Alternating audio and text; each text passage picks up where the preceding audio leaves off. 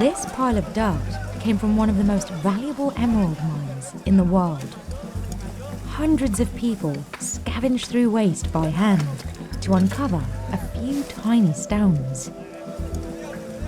Es muy común que hayan fracturas. Han salido personas con la clavícula fracturada, tobillos. For Nidian, it's worth the risk. She used her last big score to pay off her debts and buy a home. But she hasn't found anything valuable in a year. Just a few miles away, commercial operations backed by foreign investors say they find emeralds every hour. Some sell for a fortune.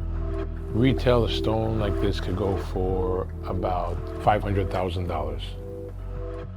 So what happens when foreign investors take over a $150 million industry? And can local miners gain a piece of it back?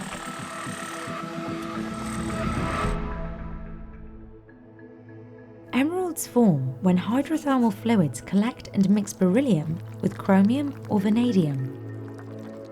The elements crystallize in deposits and form the storied green gems. But Colombia has a secret ingredient. It's one of the few places on Earth where emeralds form in shale instead of igneous rock. Shale contains the ingredients for emeralds, but it also creates byproducts like sulfur and pyrite. The sulfur absorbs some of the iron that would normally go into an emerald. Less iron means a more saturated green color. And for emerald buyers, color is king. Diamonds have been out there for a long time. Color stone is now another different league of valuation of stones. 57, around 35,000 per carat. Buyers around the world covet these emeralds, but the profit is rarely seen by those who live around the mines. This is Muzo. Miners have fought over the town's emeralds for centuries. Some line up as early as 3 a.m. for what's known as the Voladora. Me imagino teniéndola en la mano. Yo antes de tenerla, yo ya he planificado qué voy a hacer con ella. Nidian is a guaquero, or guaquera in her case. She's an informal miner, sort of like a prospector during the California gold rush. Yo le tengo mucha fe a la esmeralda, pero es mentalidad, es suerte, es energía. No sabemos qué es, pero así es la esmeralda. But to have a shot at finding something, you need to be ready to run.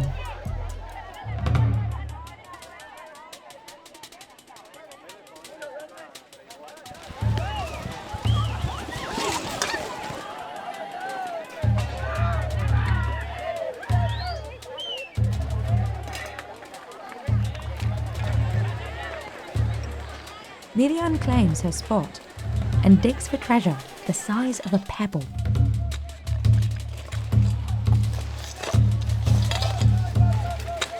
This debris comes from the nearby Puerto Arturo mine, which is backed by US investors.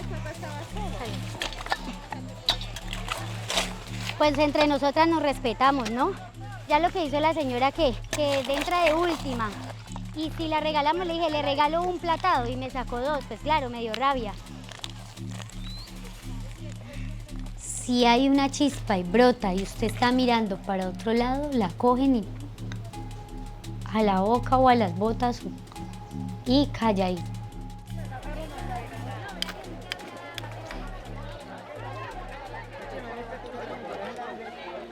Cuando hay dinero o esmeraldas involucrados, no hay amigos.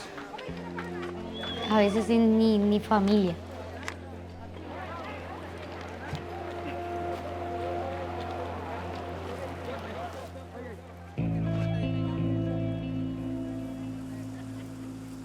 The oldest guaqueros remember when mine runoff flowed through this river and fines were more common.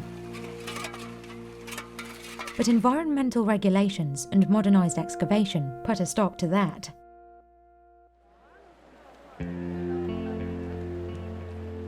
Nidian spent 4 hours digging and sifting.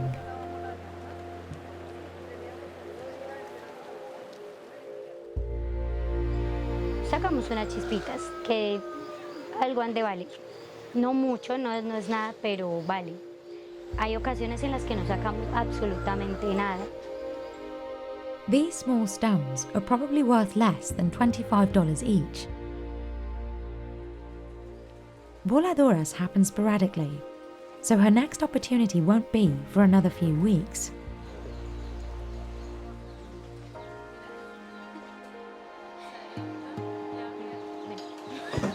A ver, cuéntenos cómo le fue, cómo le fue en la mina que hizo ayer que... Usted quería grabar y se cayó. A mí que me estaban grabando y me caí. O sea, yo sí me he caído. No, pero no grabaron la caída, menos mal. No. Más de Ahí sí me hubiera vuelto viral.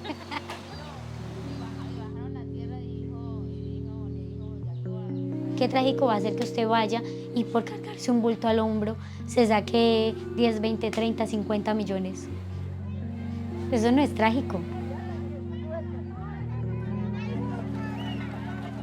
Trágico es uno trabajar en una ciudad 8 horas diarias, incluso a veces yo he llegado a trabajar 12 horas por un salario. Eso sí es triste. Eso sí es trágico. But the more formal and modern the mines become, the less that's left for the Guaqueros. And the fight to control Colombia's emeralds has raged for generations.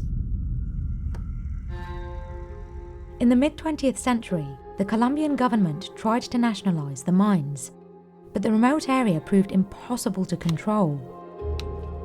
So in the 1970s, the government leased titles to local leaders called dons, hoping that collecting royalties would be easier than direct management. This is in the middle of the Colombian mountains. You feel that you are in a completely different country and it's very isolated. That made elites, local elites, regional elites, able to basically hold power that was not attached to a creation of a central state. The dons were locals, some even former Guaqueros. They won loyalty by letting their miners pocket and sell small emeralds, as long as they didn't get caught taking too much.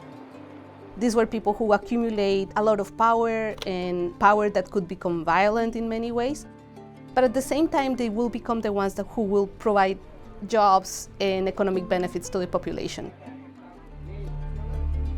This power made the dons rich, but it cost thousands of lives.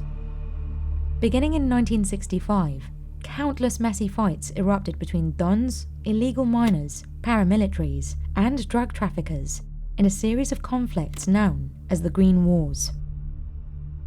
Fighting dragged on until a ceasefire in 1990. It was basically an agreement of not killing each other. For the most part, when I went in the early 2000s, many people were saying, oh, the peace is holding here. By the 2010s, sustained peace had attracted the eye of international investors, and control of the mines shifted from the dons to foreign companies with deep pockets. But even this didn't come without conflict. In the past decade, miners in Muzo have repeatedly clashed with an American-backed company over access to emeralds. And in late 2024, tensions spiked again. In November, the Voladora was suspended and Guaqueros protested by blocking roads ¡Viva Muzo! ¡Viva! and forcing their way onto mine property.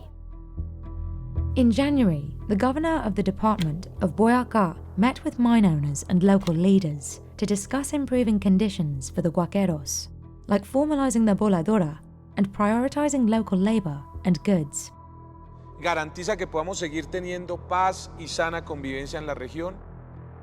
But at the time of publishing, there hasn't been a Voladora for 3 months.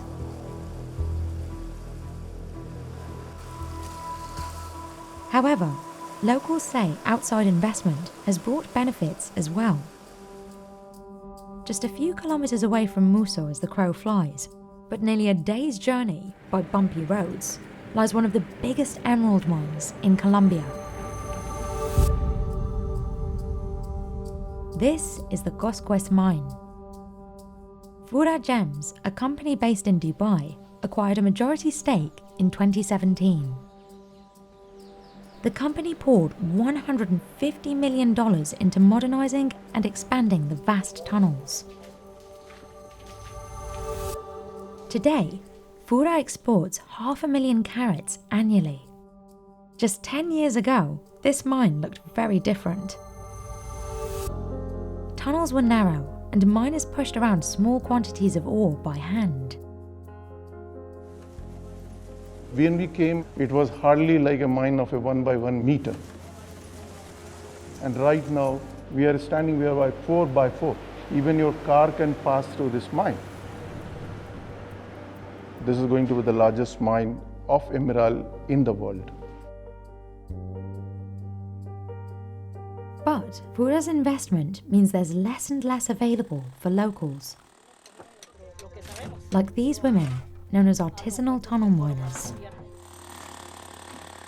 Lo más duro, pues en sí, aquí el trabajo, que esto es que todo el mundo dice que es para varones, pero olvídese, nosotros también tenemos la fuerza, la capacidad, la inteligencia también de nosotros sacar esmeralda.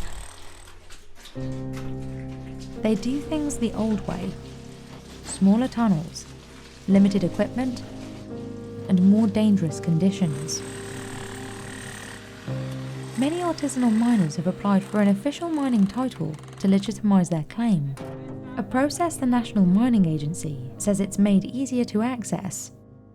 Encontrarnos una esmeralda de tal valor que nos dé para una casa y pues en la mía personal, tener un negocio que me solvente el día a día.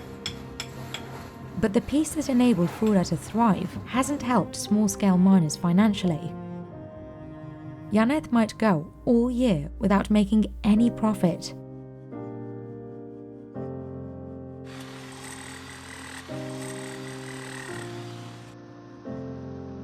When you see the value or the price that a very good emerald can have in the market, is not something that like most of these towns will see as their income in a lifetime.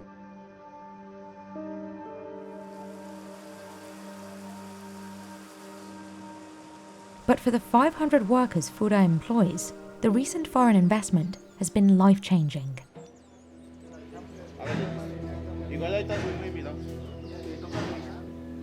Some, like Carmenza, were happy to give up artisanal tunnel mining. Era un trabajo muy agotador.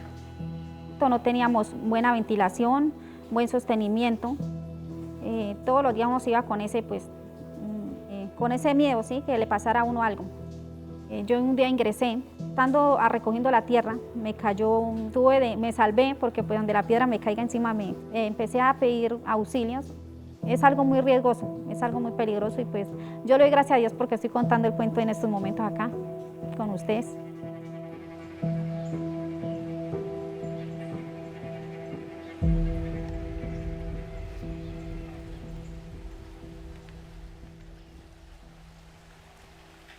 The hunt for green starts with a hunt for white, calcite.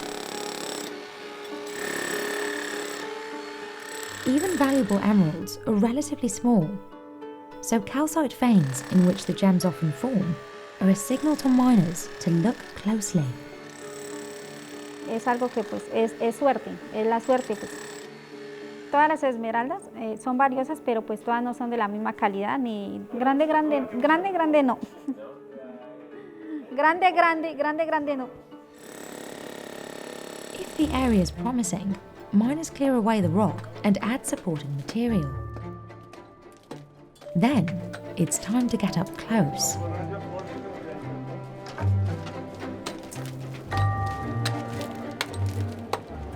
This is the most exhausting part of the job. But today, Carmenza's work is rewarded. And just like the Guaqueros, miners can't beat a trusty metal bowl for catching loose gems.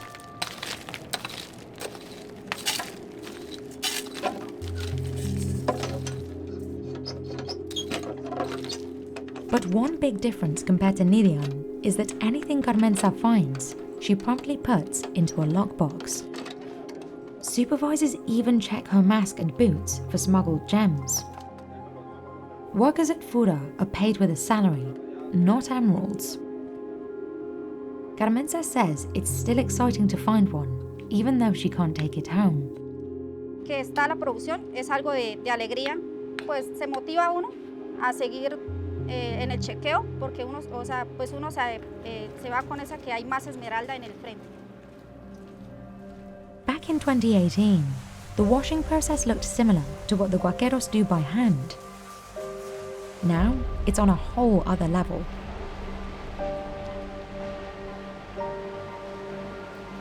Optical sorters, equipped with cameras and ultraviolet lights, detect and redirect emeralds. But meticulous washing means there's little left over for Guaqueros like Nidian. In fact, Fura doesn't provide debris for the Voladora. It says it uses leftover shale for road maintenance and infrastructure around the mine.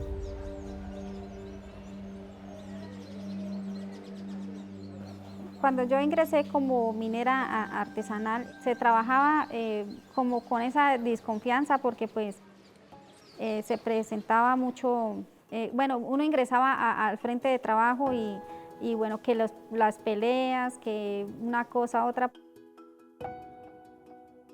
Pasa más tiempo acá que en casas. Acá ya es una familia más para uno. Yo soy madre cabeza de hogar, tengo 2 niños por los cuales yo soy la que me veo pues reflejada en el trabajo para ellos, para llevarles pues sus alimentos, su mensualidad a ellos, para ayudas de sus alimentos. Entonces me siento muy feliz de estar trabajando acá.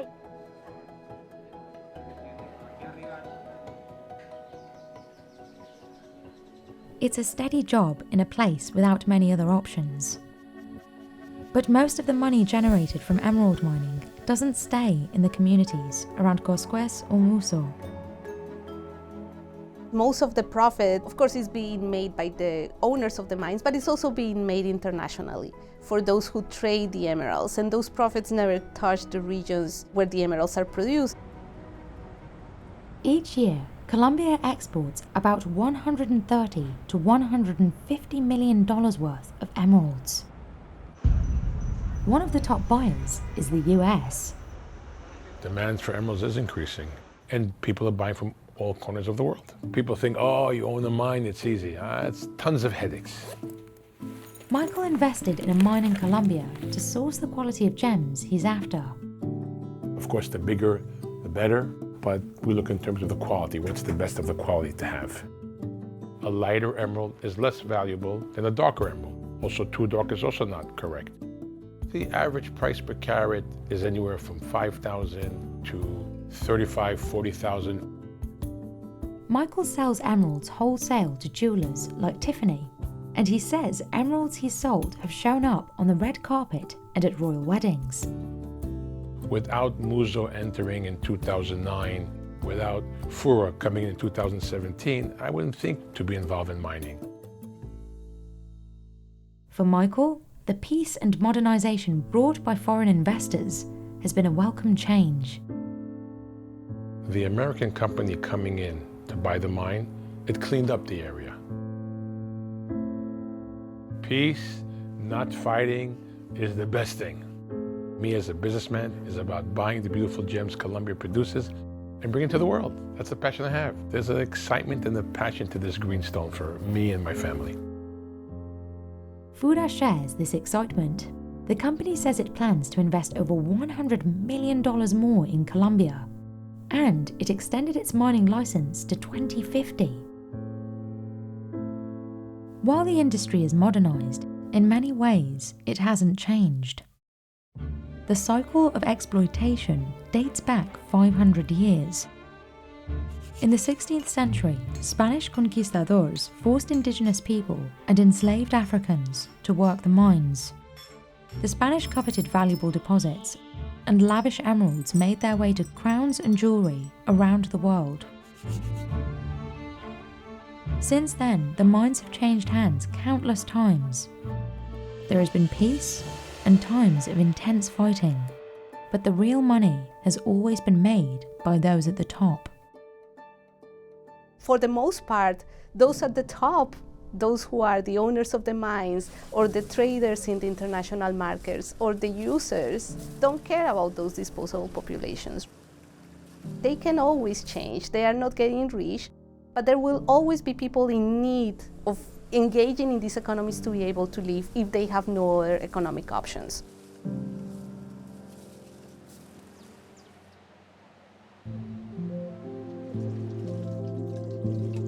Es bastante difícil de conseguirlos, difícil de conseguir. Muchas personas, acá en su mayoría, no tienen ni una nevera. Para mí la mayor bendición es saber valorar la vida. Entonces acá yo aprendí a valorar lo más mínimo. La última buena fue en diciembre de 15 millones. De ahí para acá no hemos conseguido nada bueno, nada.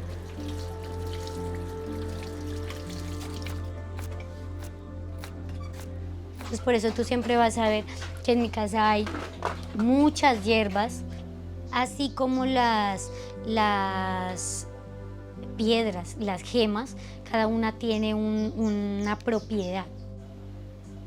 Entonces la esmeralda en general es una piedra de poder, es una piedra que da temperamento, que da fuerza, que da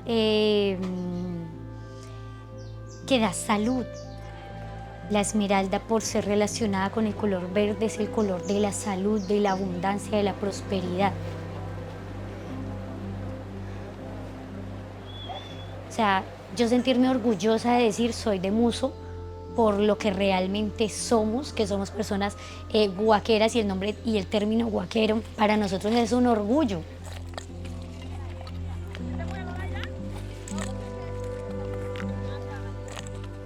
Quiero que las personas vengan y conozcan lo que realmente somos, los trabajadores que somos.